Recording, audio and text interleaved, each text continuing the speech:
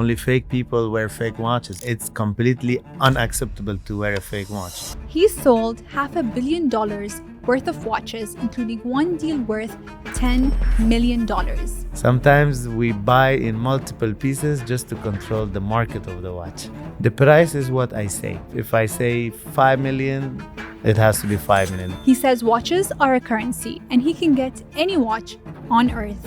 Meet Khaled Ebrahimi, the Emirati entrepreneur behind Luxury Souq, one of the most trusted names in luxury resale. The purpose of wearing expensive watch is not just to see the time. You're labeling yourself.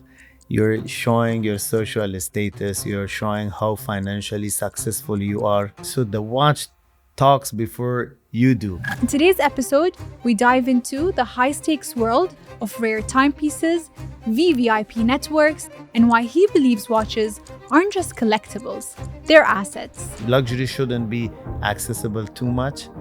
It should be expensive and not to be affordable. Let's get into it. Khaled, I'd love to know how your journey with watches actually began. Well, I've learned the passion from my father. I always say when I was born, watches were around me. Oh, wow. Yes. So that's where it began, right? Right from the beginning with your father. But I've also loved to know, is there a specific watch that made you fall in love with collecting? Well, the first best watch I've ever had was Rolex. Everybody's journey starts with Rolex. You know, Rolex plays a huge role in every watch collector's world. So my first watch was a Datejust. And from there, I've started. You started your career in banking and finance. How did that shape how you've run Luxury Souq, or why did you go back after dipping into banking and finance? Well, my career journey was just, I started to work for my dad as a part-time when I was in high school, parallel to my studies. Then once I was graduated, I've joined the American University in Dubai.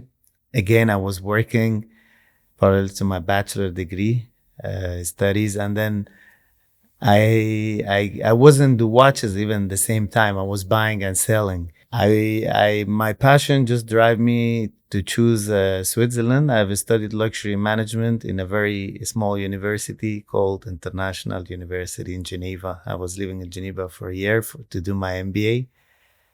And after that, once I was back from Switzerland, I thought it's a very small family business. So I decided to have bigger exposure to the business world. So I've joined one of the major banks in Dubai. Even parallel to my work, watches was always part of my life. I was buying and selling. It was my second source of income next to the employment.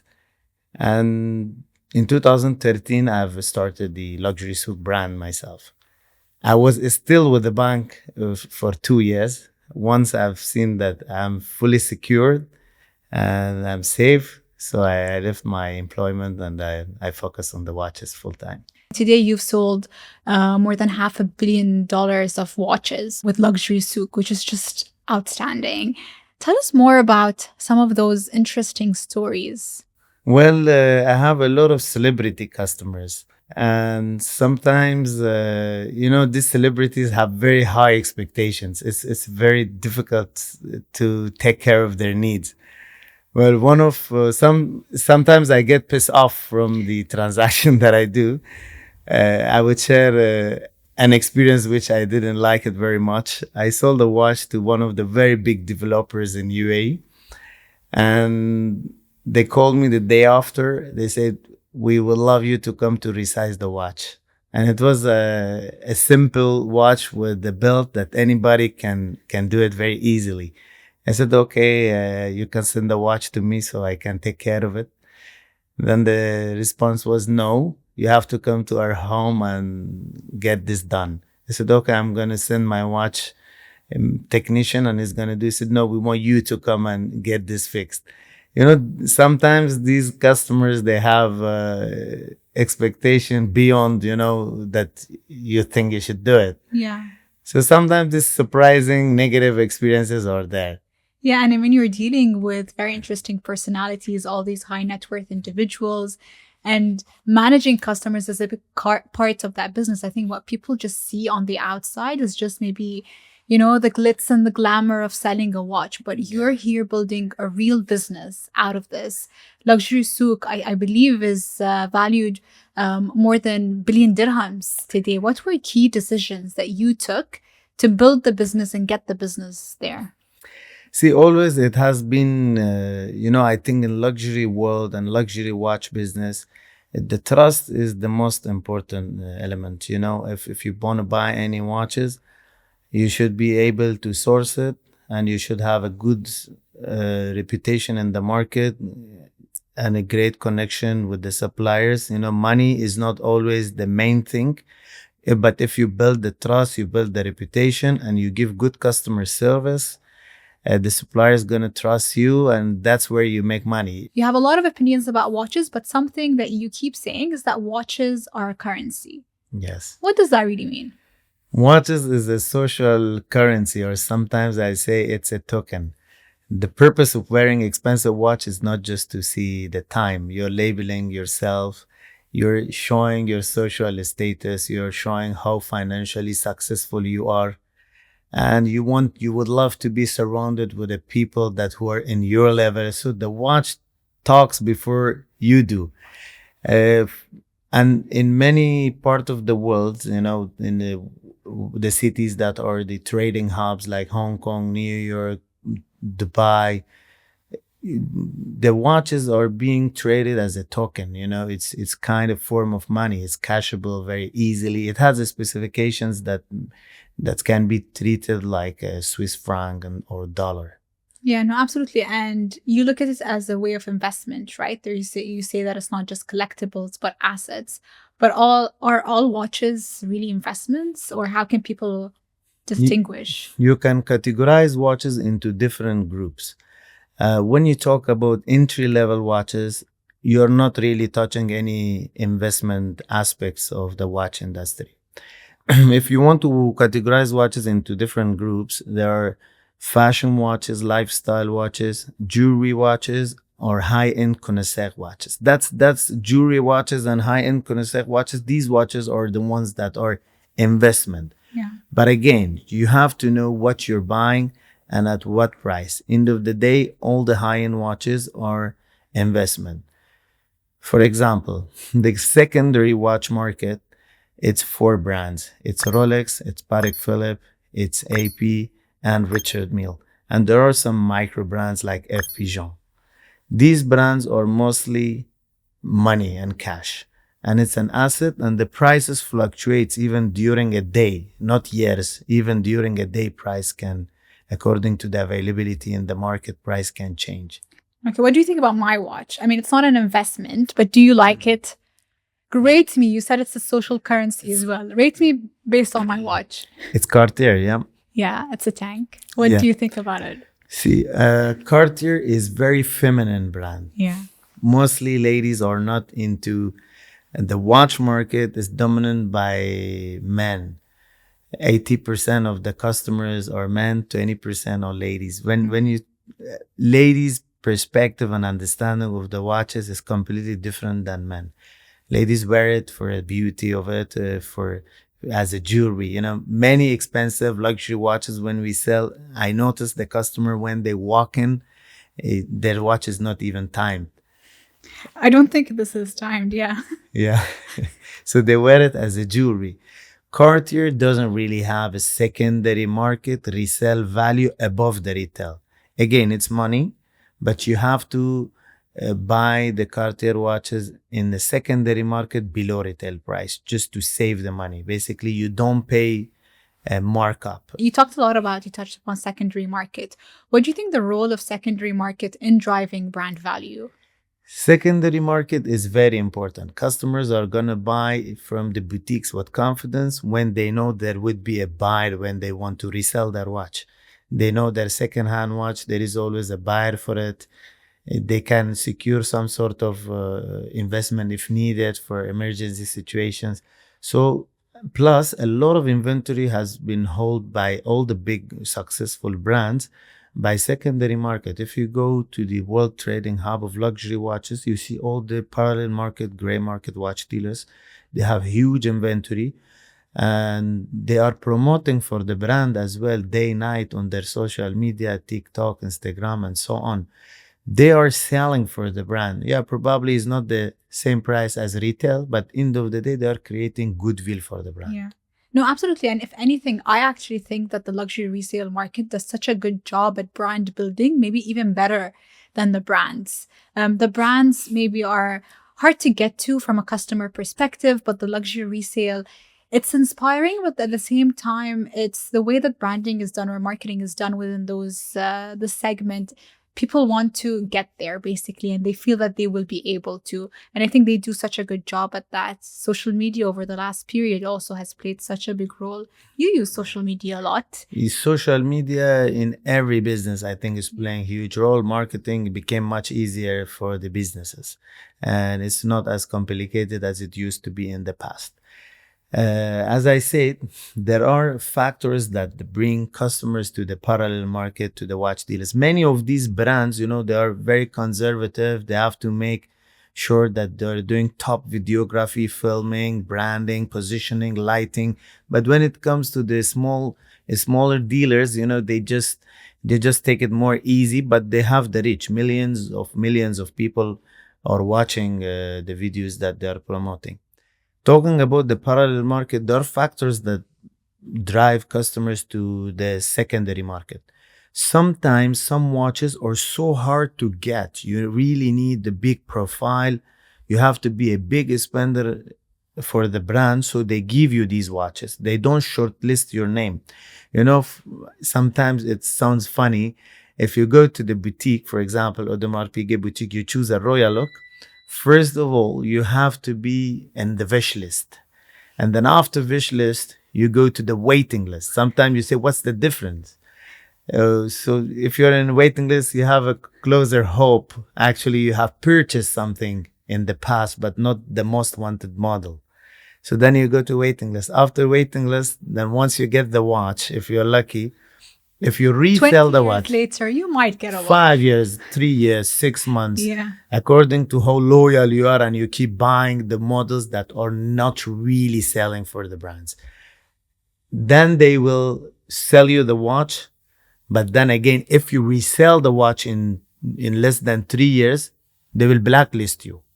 So even after you secure your watch, you got your watch, they're still chasing you, keeping an eye on you. Do you agree with that strategy that they want to keep it super exclusive? Yeah, why not? They are controlling. They see on the brand's perspective. As a customer, you might think, I've paid my hard-earned money. It's my watch. I'm gonna do whatever I want. I bought it. I fed up in 1 month. I want to resell it. It's my money, so nobody controls. Maybe in legal perspective, that's fine. But if you look at the brand's perspective, they say we have huge waiting list of people who really want to buy these watches and they want to wear it. Why we should sell it to you or someone who is going to resell the watch? Plus, the brands handpick their customers. The successful brands like AP, Patek, RM, Rolex, they handpick their customers based on how connected you are, how much you're on social media, and how influential you are. They would love to see the brands on successful personalities. So they have the rights to refuse to service you or to sell you. But it might be illegal in some countries, but it's very hard to prove. This is definitely a controversial topic, right? A controversial thought that you have is you believe that anyone who wears a fake watch is fake. Do you actually think that's true? I think only fake people wear fake watches. It's completely unacceptable to wear a fake watch. First of all, you're stealing the intellectual property and right of another company. It's very unethical. And they say the money that is coming from the fake industry of luxury watches, it's mostly criminal money. We have to say it frankly. Plus, considering if you buy a fake watch, you are offending yourself in front of people who wear the genuine ones, because we always know the difference. If somebody is going to wear a fake Richard Mille come in front of me, he is faking that who is he. It shows that he has a dream, he cannot reach his dream, and he's faking it. It's better to start with entry luxury watches, and eventually you're gonna make it. It's a dream watch, so you don't have to wear a Richard Mille when you're 20. It's absolutely fine if you wear a Richard Mille, you're 40, you're 50. That's the beauty of this. The luxury shouldn't be accessible too much. It should be expensive and not to be affordable. I see the point of that. If you don't afford it, you don't have to get it, right? Get anything else. But let me be a devil's advocate and say, isn't it just a thing? Like, yes, we do love these things, these materialistic objects, but at the end of the day, aren't they just things? See, I think people who buy a Richard Mille for $4 million or dirham on their wrist, that's you right now. Yes, I got one of them on my wrist. It shouldn't be all the money in the world that you got, or you should never borrow money to buy a watch. But if you are well established financially, why not? You should enjoy it. It is a blessing. I don't see anything wrong in buying an expensive watch, but you have to know you have to buy the right watch at the right price. Most of these high-end watches are investment. For example, I have a Breitling in my collection that I bought 10 years ago. It's emergency collection. The watch, when I bought, the gold price of the watch today is much more than the watch itself. So, because it's full gold, you have to be clear why you are buying this watch. Some people are so rich, they don't even care about resale value. So it all depends on where you're coming from. I'd love to know, you have a very expensive watch on your wrist. What's your relationship with money like? And you've grown up in Dubai as well. How has that changed? Dubai is one of the hubs for attracting millionaires, multimillionaires, and billionaires. Today, everybody is a millionaire, I feel, because I'm surrounded with people like this. So I don't really see the other side of the world. I noticed that making money became much more easy, and there are too much money in the world, especially in Dubai. Dubai is very successful, and definitely all the decisions that leaders are making affecting the market. And we are one of the winners of this market, because when it comes to the safety, security, Dubai is number one in the world. Nowhere in the world you can wear a 4 million dirham watch on your wrist. Nowhere. And if you look at the number of crimes, almost we have no crime in Dubai, especially when it comes to stealing. But you compare the same numbers, ask ChatGPT, you see how the difference you compare. No, for sure. You feel very safe here. Yeah. But in terms of Dubai is a market where, as you said, there's so many millionaires and billionaires that live here. Is this a reflection of everyone in Dubai, do you think everyone is spending and willing to spend that much on watches? No, definitely no, because if you look at the wealth distribution all around the world, the percentage of people who can afford luxury are not that big. The brands, they study these things, the market very well. For example, people like myself that have a lot of investment in watches, I know every single detail of these brands. For example, if I ask you how many watches Patek Philippe makes, any idea? I have zero idea. Yeah. Patek Philippe makes 65,000 watches in a year. And do you think it's a big number? No, if it's going to cover the whole globe, right? No. It's not a big number. 65,000 millionaires we don't have in the world. Definitely, there are more than that. But if you look at the Rolex, they make 1.2 million watches every year.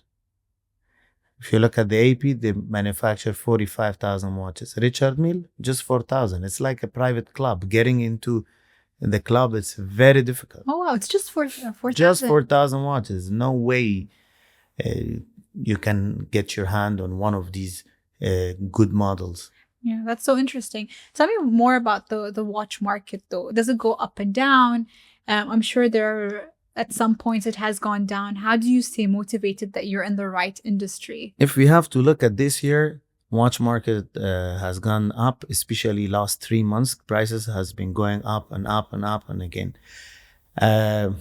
Just Trump put tariff of 39% of Swiss watches import to USA. That had really affected the market. You know, watch prices minimum 25 to 35% has gone up. If you look at the entire year, the gold price has gone up. The Bitcoin has gone up. Many customers buy watches, they use cryptocurrency. It became secondary source of income for almost every watch collector. So Bitcoin is up, gold is up, Swiss franc is very high. US dollar lost its value against the Swiss franc. So the watches are coming from Switzerland. Everything hand in hand, causing the price of watches to go up. But there has been drop and crash, yes. Watch market from March 2020 for 24 months continuously, day by day, minute by minute, has been going up till March 2022, 24 months. But then we had a huge drop, about 60%. And now, since last 6 months, the price has gone up 30%. Okay, and in terms of, is it the prices going up across all types of watches as well in all brands? See, retail, one of the reasons that the prices are going up, it's inflation in the world, and the retail price of the manufacturers and authorized retailers are increasing every year 3-4 times. Mostly all the models in the catalog are getting affected by the same percentage. But in every brand, few models are more sensitive. You know, when I say market and the price fluctuation, mostly I refer to the 5 brands which are being traded like commodity. You know, Patek, AP, RM, Rolex, and FP Jones. These brands are being affected by even outside news. The rest of the brands, they are increasing their retails a couple of times in a year, but overall is not really an investment. You know, if you buy, if I have to mention an example, if you buy a Piaget or you buy a Bulgari watches, these watches are selling at discount in parallel market. So if you buy from the authorized retailer, you're already overpaying for 40-50%. You cannot buy at full price retail and say the watch is not an investment. You did not buy it at the right price at the first place. But why some people prefer boutiques? They still buy from boutiques because of the shopping experience that you get, the good feeling that the brand gives you from the moment you enter in the door, the environment, the salespeople, everything is super luxury. They treat you differently. So you don't pay for those things when you're in a parallel market or gray market and you take that discount home. You've mentioned those 5 brands, right, that are taking or have such a big dominance in the market. Do you see other brands coming up? Well, there are many good watch brands in the market that they have all the tools and capabilities to be like these brands, but I think they have just a different management. For example, if you look at Vacheron Constantin, it's one of the most successful brands. They make the best watches when it comes to quality. Langanzoni is the same thing. Each of them, they make 5,000 watches in a year. They are like Richard Mille. They can be a Patek Philippe in a parallel market when it comes to resale value. But they are not, unfortunately. For some short period of time, the overseas collection of VC was very good, was selling double, triple the retail. But it was very short period of time. I mean, the brand strategy has changed. Probably they care more about customer shopping experience rather than giving them a watch that's investment. So maybe they don't want to play that game. Is that what you're saying? I think they don't want to be in the game. Otherwise, they just can easily be in this game. Yeah. Speaking about games and dreams and things that we want to have, what's your dream watch? Maybe something you don't have? Well, I have to say, I'm not loyal to any watch brands. I have my own collection. My collection is more than 60 different brands. Every brand that makes a beautiful piece, I'm going to buy it. Either it's MBNF, it's Grabel Force, it's Kabistan. Many of these watch companies that are bankrupt, I still buy their watches. Like Kabistan is closed down. Roman Jerem, they're closed down. HYT, these brands but they had very creative ideas, very smart watchmakers, micro brands. They couldn't survive and fund and get known their brand to the world. So, but as a watch lover, I always get to know, and I'm not loyal to any brands, but if I have to say what are the most brands that I collect, it's Rolex. It's always Rolex. That's your childhood love, right? Yeah, it's plus when you never know if you need any time to resell them, it's much easier, more buyers. Then after Rolex, it's Patek and it's AP. And then the rest of the brands, like brand like Moser, it's an amazing brand. I keep collecting a lot of their pieces and so on. What do you look for when you're collecting a watch? The watch has to be good. Looking at the resale value, it's one aspect of choosing a watch, but the watch has to be good. The movement has to be good. The dial has to be good. There should be something special in a watch. There is a model that Fusion makes. Fusion, the collection name is Elegante. We'll present the photo of the watch. This watch, if you keep it, the time after 30 seconds sleeps.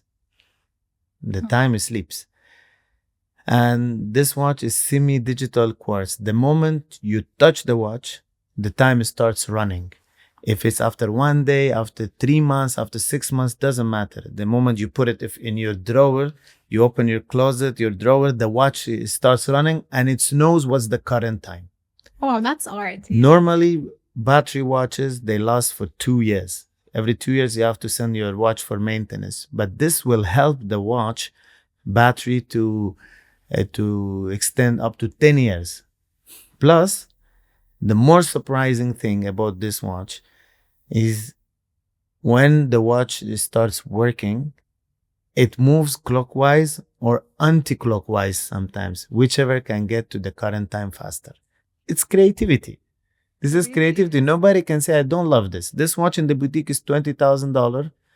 Outside in the market is selling for $120,000. No, that is art. That is. So you see, it's 5-6 times more, and nobody can get it. The brand just makes 900 watches in a year. Khaled, you brought very interesting watches for us to look at. But before we get into that, I want to hear more about your watch. What makes it so special? You spent 4 million dirhams on it. Tell me more. This watch is RM2102. That's the model reference number of the watch. The watch is manual winding tourbillon with 72 hours power reserve, and it's just made 50 pieces in the world. You need to explain it to me. All these terms that you just used, explain the movement, the power reserve, the tourbillon that you just talked about. Well, tourbillon is one of the most complicated functions that you find in all the high-end luxury watches. That's the rotating side of the watch you can see here. Well, if you look at digital watches, they are very accurate. But if you look at your Rolex, every month probably you need to adjust a few seconds. Tourbillon watches will boost the accuracy of the time because the gravity will affect the movements of the watch. So few seconds in a month, the watch time variation can be there. The tourbillon function will help the watch to boost the accuracy. As simple as that. And the power reserve, this watch has a power reserve indicator. As you can see on the dial, it has 70 hours of power reserve. Means if you don't wear the watch for 70 hours, the watch still keeps working. But after that, you need to rotate the crown and to time the watch. The watch is manual winding, means it's not self-winding or automatic. If you wear the watch or if you don't wear the watch, you always need to rotate the crown to time the watch. So the movement of the watch is complicated, but it's limited 50 pieces. This is where you're looking at the money perspective of the watch. There's a platform called Chrono24. It's like an eBay of luxury watches. They have 600,000 listings of different watches from all around the world. If you check, only 2 photos has been listed, and it doesn't mean like these two watches even exist, because a lot of these dealers, they repost other dealers' photos just to grab an inquiry, and they do phishing. So it's very hard to get it. The official retail price of the watch is 3.7 million. So it's selling slightly above the retail in the market. 50 watches and you have one of them, right? Oh, we have more. Oh, wow. Yes. Sometimes we buy in multiple pieces just to control the market of the watch. But how do you get a hold of them? The price is what I say. You know, if I say 5 million, it has to be 5 million. There's no listing on Chrono 24. But where do you find them? How do you have multiple of them? That's where you need the knowledge. That's where you need a network. I always can get, that's my specialty, getting these watches from all around the world, from the most well-known people. There's a lot of watches here, but I want to know more about the Spider-Man one. Yeah, the AP is Spider-Man. This is a concept collection. AP has been working closely with the Marvel and the characters. The previous version of this watch used to be in purple, and it used to be a Black Panther. In 2023, they released the Spider-Man. It's a titanium watch, and it's tourbillon as well. It's made only 250 pieces in the world. And the same watch, the retail price is 200,000 US dollar, but in the market, the watch is selling 300,000 US dollar right now. But there was a time 2 years ago that the watch was selling for 500,000 US dollar. Wow. AP had released exactly same watch, but the Spider-Man was in the black outfit. And how much do you think the watch was sold? 600? 6.2 million US dollar, because it was piece unique, one of one, exactly the same watch. The black, 6.2 million US dollar.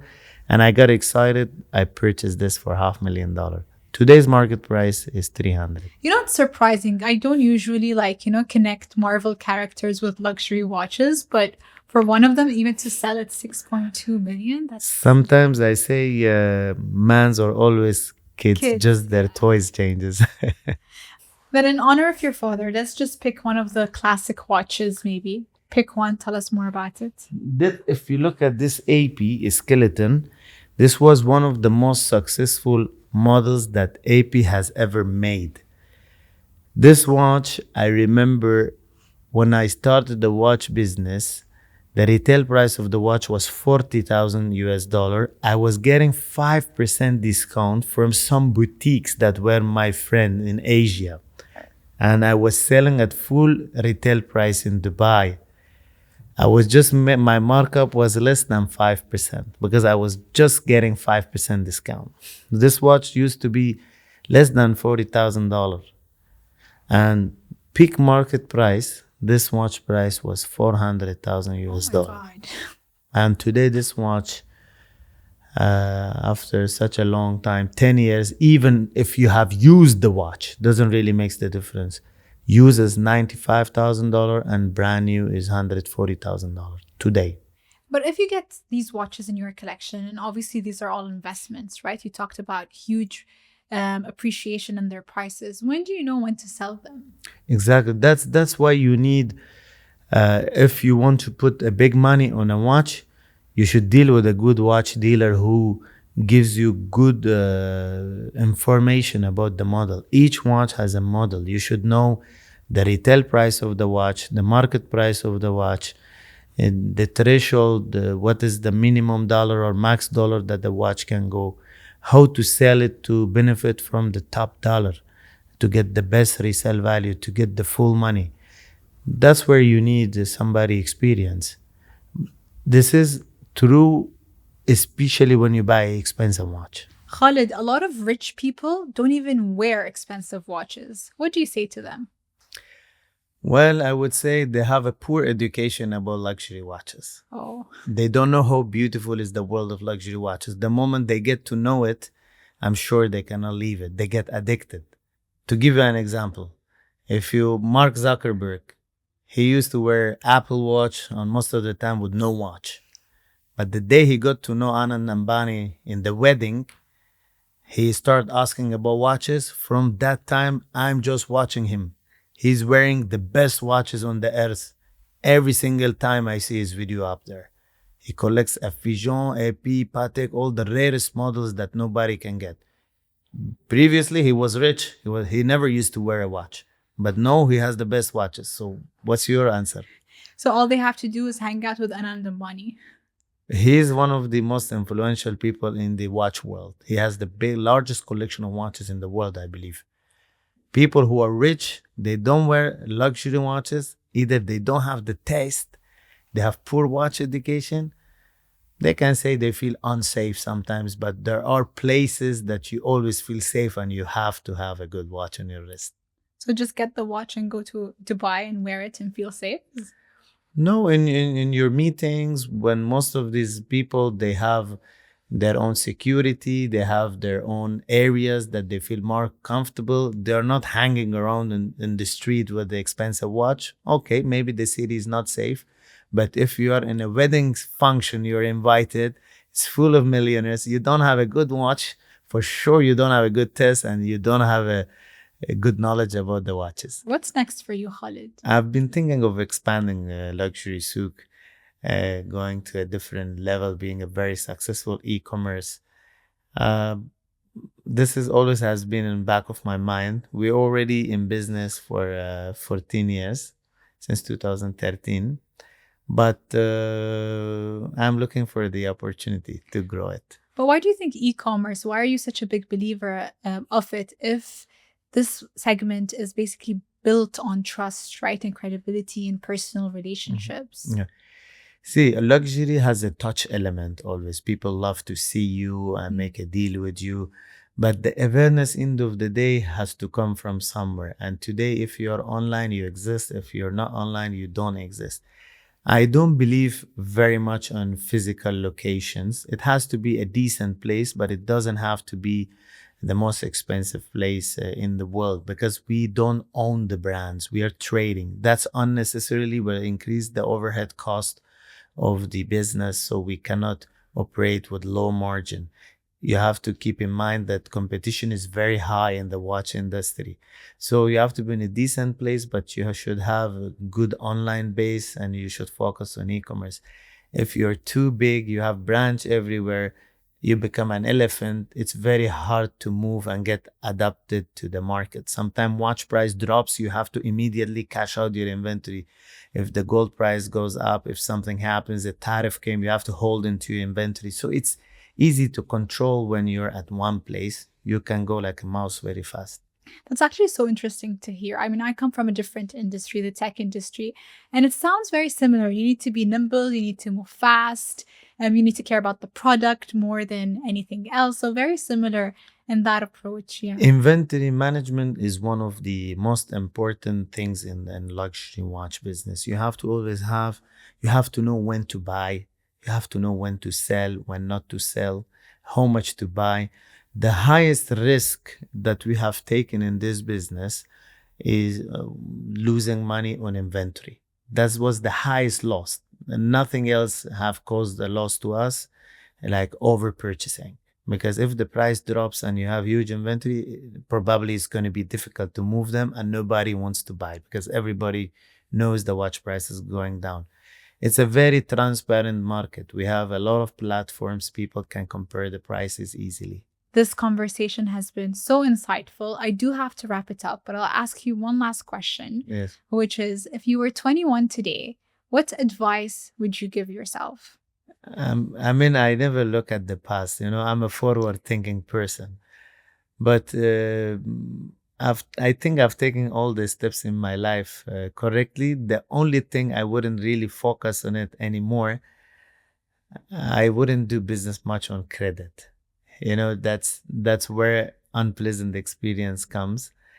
You should always follow the business principle. Selling watches on credit to end users is not really a good idea, because somebody, if cannot afford the watch, why should buy an expensive watch? It's kind of unethical thoughts. I think most of the people cannot afford, but they come and buy a watch.